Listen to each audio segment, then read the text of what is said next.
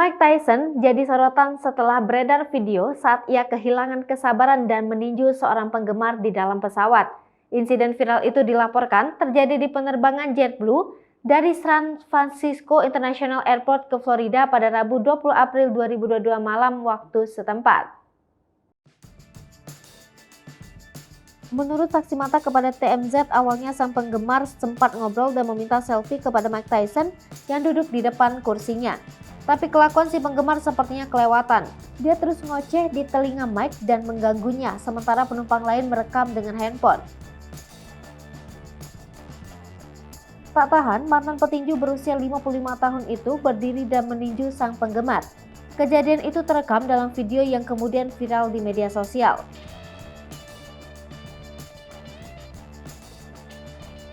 Setelah insiden tersebut, penggemar yang terluka dilaporkan mendapat perawatan medis dan lapor polisi.